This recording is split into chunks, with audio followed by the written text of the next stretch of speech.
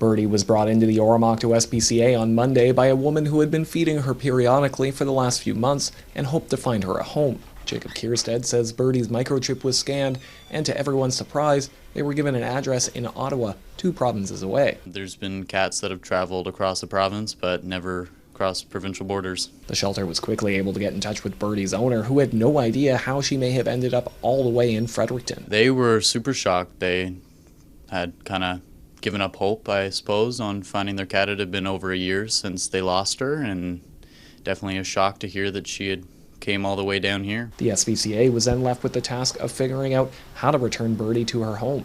After a Facebook post asking if anybody was driving that way in the coming weeks, they heard from a former foster who now lives in Ottawa, but just happened to be in town and is heading back on Friday. Just so happened that a former foster parent of ours lives just 5 minutes away from where the cat actually lives.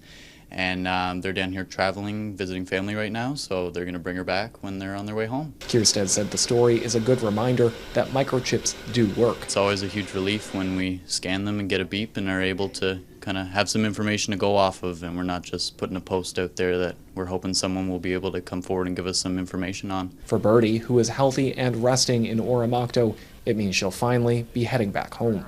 Silas Brown, Global News, Oromocto, New Brunswick.